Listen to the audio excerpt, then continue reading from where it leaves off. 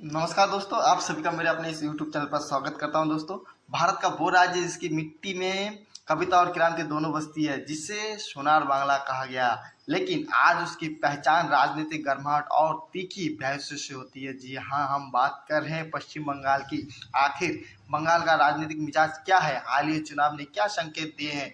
आने वाला भविष्य क्या तस्वीर दिखाती है? आज इस वीडियो में हम इसी की गहराई से विश्लेषण करेंगे। बंगाल की राजनीति को समझने के लिए हमें एक बार इसके इतिहास को देखना जरूरी है। लगभग 34 साल तक यहाँ वामपंथ यानी लेफ्ट फ्रंट का दबदबा रहा, लेकिन 2011 में माँ माटी मानुष के नारे के साथ ममता बनर्जी ने एक ऐसा परिवर्तन किया जिसने इतिहास बदल दिया।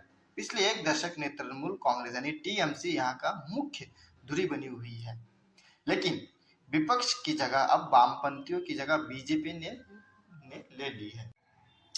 पिछले चुनाव के आंकड़े पर गौर करें तो कुछ अहम बातें सामने आती हैं। टीएमसी का मजबूत आधार कल्याणकारी योजनाएं जैसे लक्ष्मी भंडार ने महिलाओं मतदाताओं के बीच ममता बनर्जी की लोकप्रियता को बढ़ाया है।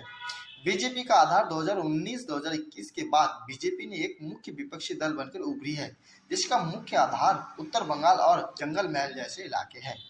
वामपंथी और कांग्रेस का प्रदर्शन एक समय में यह राज्य पर राज करने वाला दल अब अपनी ही जमीन तलाश रहे हैं।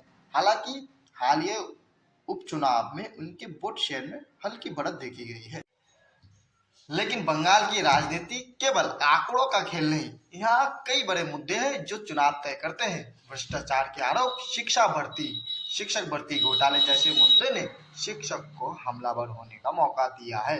कानून व्यवस्था, अक्सर चुनाव के समय होने वाली हिंसा एक बड़ी चिंता का विषय बनी रहती है।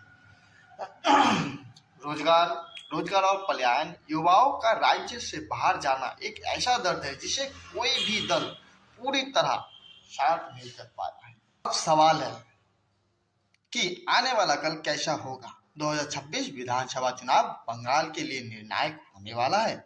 अभिषेक बनर्जी की भूमिका, टीएमसी में युवा नेतृत्व और अभिषेक बनर्जी का बढ़ता कद पार्टी की नई दिशा तय करेगा। बीजेपी की रणनीति, क्या बीजेपी अपना संगठन को बूथ स्तर तक मजबूत कर पाएगी? यहाँ टीएमसी के गढ़ में सेंध लगा सकेगी? तीसरा मोर्चा, क्या वामपंथी और कांग्रेस फिर मिलकर एक्स फैक्टर साबित होंगे? बंगाल चुनाव सिर्फ सत्ता का संघर्ष नहीं, बल्कि संस्कृति और विचारधारा की लड़ाई भी है। यहाँ की जनता जागरूक है और बदलाव लाने में हिचकिचाती नहीं।